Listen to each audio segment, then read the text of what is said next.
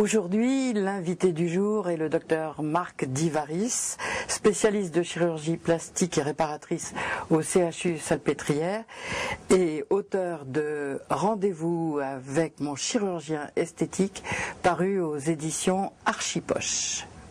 Quand on a 40 ans, docteur Divaris, quelle est la priorité pour les femmes ? C'est surtout le visage qui est la carte d'identité de la femme. À 40 ans, tout dépend aussi surtout du programme génétique, c'est-à-dire de comment était la maman et tout ça. Il faut savoir que les bassins méditerranéens souvent ont une peau beaucoup plus laxe, beaucoup plus élastique, donc il y a une tendance à une distension locale plus importante. Donc il y a des femmes qui viennent me voir, qui me disent « Docteur, regardez, c'est tombé, tout ça ».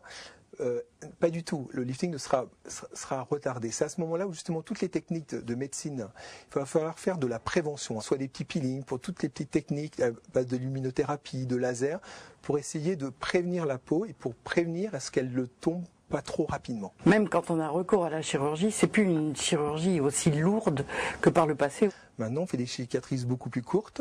On a compris les axes de vieillissement de l'individu. Avant, empiriquement, comme le cuir chevelu était latéral, et bien souvent, on retendait, alors que le visage tombe verticalement comme la pomme, on retendait trop horizontalement, et avec peu de traction, on pouvait avoir des bouches de Mérou facilement. Maintenant, tous les axes de traction au niveau lifting sont pour la plupart verticaux, à la fois au niveau du cou, à la fois au niveau des pommettes. La pommette se comporte un petit peu comme le sein sur le sillon sous-mammaire, ou quand il tombe un petit peu trop, souvent, si vous retendez latéralement, vous allez amener la pommette à la place de la tempe, ce qui n'a aucun intérêt. Et maintenant, les sourcils, on les remonte aussi verticalement. Et tout ça avec des cicatrices minimes. Maintenant, on travaille aussi les muscles. On ne travaille pas que la chute de la peau. Il faut savoir que le muscle tombe aussi, que la graisse aussi peut tomber.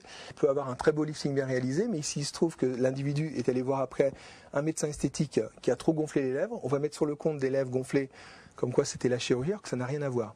Souvent, les gens, le demi-savoir est pire que l'ignorance. Les gens se disent « Oh là là, regarde son lifting, regarde ses lèvres ». On mélange un peu tout, voilà. Mais disons que maintenant, on peut dire qu'avec les nouvelles techniques réalisées par des gens bien qualifiés, il n'y a pas de problème. Et je dirais que Paris est une des capitales mondiales reconnues pour la chirurgie esthétique, peut-être même la première. Pas besoin des mêmes choses pour le front, pour les lèvres ou pour le cou. Pour le même problème, par exemple un sillon nasogénien un peu trop tombé, vous allez voir 5 médecins, on va vous proposer 5 choses différentes. On en revient là, c'est une vraie spécialité. Parlons des lèvres une minute. Les lèvres, c'est un endroit très sensible. C'est un endroit où on n'a ou pas assez de gras ou trop de gras facilement. Il y a peu de gras. Je dirais que c'est souvent un muscle orbiculaire qui fait tout le tour de l'ouverture buccale. Et quand on vieillit, le muscle se raccourcit et la peau qui est intimement liée au muscle, à partir du moment où le muscle se contracte, eh bien la peau se fripe en même temps. Donc c'est des rides qui sont toujours très profondes, on appelle ça les rides du soleil, ce sont des femmes exposées au soleil, et donc il va falloir avoir des techniques un petit peu plus agressives peut-être que pour les techniques au niveau des joues, où les rides sont toujours moins profondes. Donc là ça va osciller entre soit les peelings profonds à base de phénol, soit à partir de laser CO2 ou herbium. On peut faire seulement le cou ? C'est une chirurgie où il y a un risque zéro ou proche de zéro, il ne faut jamais être totalitaire.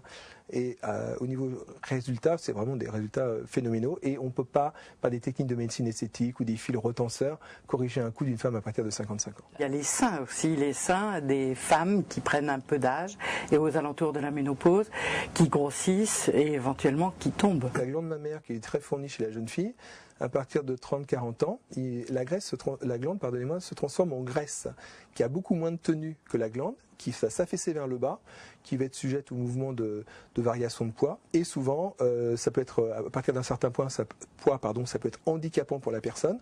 Donc au-delà de 300 grammes par côté, vous voyez ce matin j'ai réalisé ça mais chez des jeunes filles, eh bien ça peut être pris d'ailleurs en charge par la sécurité sociale, quand on enlève plus de 300 grammes par côté de ça. La grosse intervention chez les hommes, c'est les cheveux. Donc moi, à mes consultations, j'ai souvent des hommes qui sont désemparés de perdre quelques petits cheveux. Donc surtout, il va falloir jamais y aller trop précocement, parce qu'on pourrait faire des catastrophes, à savoir faire des cheveux trop bas.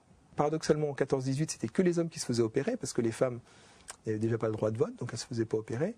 Mais que, curieusement, après, c'est les femmes, bien sûr, qui l'ont emporté. Et depuis quelques années, dans les années 90, c'était un homme pour 5 femmes. Maintenant, on arrive plutôt à un homme pour 3 femmes. Maintenant, au-delà des cheveux, vous avez la liposuction du ventre, les paupières, pourquoi pas, et les hommes à partir de 60 ans, le rafraîchissement du bas du visage aussi. Vous ne risquez pas d'être au chômage? Non, mais c'est vrai.